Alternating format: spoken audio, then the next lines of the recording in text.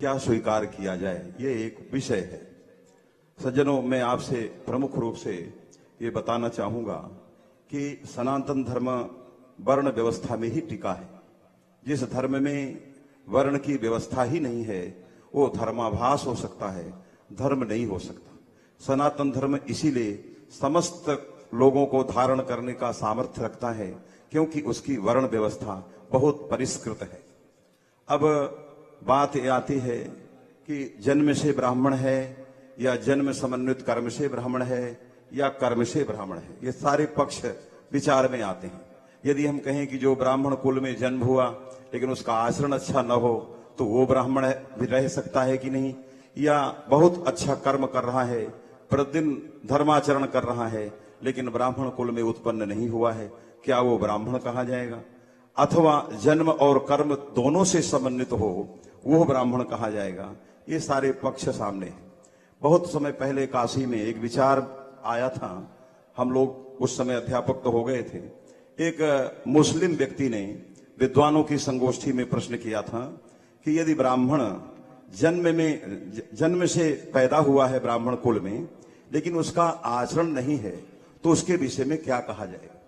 ये विचार विद्वानों के बीच में आया था। उस समय ये निर्णय हुआ था शास्त्रों के अनुसार कि ब्राह्मण कुल में उत्पन्न हुआ व्यक्ति हमेशा पूज्य रहेगा। क्यों पूज्य रहेगा? कि जन्म से वो दो शक्तियों को लेके आता है, एक होता है सोद्धारकत्व, एक होता है परोद्धारकत्व। वो दूसरे के उद्धार करने में भी समर्थ है और अपने भी उद्धार करने में समर्थ है। इन दो शक्तियों में जब वो आचरण नहीं करता है, मिथ्या भाषण करता है और अपने जन्म की कुल के अनुरूप काम नहीं करता है, यजन याजन अध्ययन अध्यापन नहीं करता है, वो यदि उसका कौन सी शक्ति नष्ट होती है? उसकी सोद्धारकत्व शक्ति नष्ट हो जाती है। लेकिन परोद्धारकत्व रूप जो सामर्थ्य है वो उसका जाता ही नहीं है, वो जन्म से लेके आता है। इसलिए यदि कोई व्यक्ति उसको प्रणाम करेगा तो उसके अंदर दूसरे के कल्याण करने के लिए आशीर्वाद रहेगा ही। इसलिए ब्राह्मण हमेशा पूज्य है और इसीलिए कहा गया पूज्य विप्र सदा सब गुणहीना, ऐसा सकल गुणहीना, ऐसे तुलसीदास जी भी कहते हैं कि विप्र हमेशा पूज्य है, कितना भी गुण से हीन ना हो।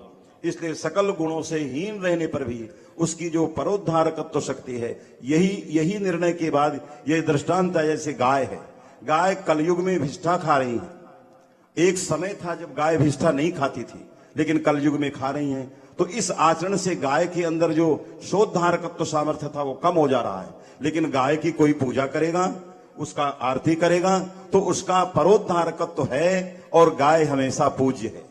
तो ये सारी चीजें शास्त्र में हैं और बहुत सारे वाक्य जो परस्पर विरुद्ध होते हैं, जन्म ना जायते ब्राह्मणस्य मुखमासीत, ये बहुत ऐसे शास्त्र जो हमको विरुद्ध होते हैं, तो हमें वहां के तात्पर्य के अनुसार, हमें लक्षणया या किसी तरह से वक्ता के तात्पर्य या प्रसंग के अनुसार उनका हमें निर्णय करना पड़ता है। जहां शूद्रता है, शूद्रताम आयाति, वहां आरोपित शूद्रत्व में तात्पर्य है, उसके अंदर शूद्रत्व सदृश है, तो आरोपित शूद्रत्व के कारण हम उसको शूद्र व्यवहार करने लग जाते हैं। वस्तुतः यदि बीच में सुधर जाता है तो अपने धर्म में पुनः लौट आता है। ये सारी चीजें हैं। मेरा स्वास्थ्य बहुत अच्छा नहीं है, 2 दिन से मुझे ज्वर है और बड़ा आग्रह था, इसलिए मैं आया। पहले तो मैंने मना कर दिया था लेकिन बहुत आग्रह था, मैंने कहा चलिए, और मैं ये शर्त पर आया था कि बोलूंगा नहीं, मुझे विश्वास था कि आप आएंगे। लेकिन मैं इन्हीं शब्दों के साथ सभी विद्वजनों को हमारा आपका तार मिला हुआ है। जी जी, कैसे नहीं आते हैं? मैं इन्हीं के साथ अपनी वाणी को विराम देता हूँ। सभी को प्रणाम।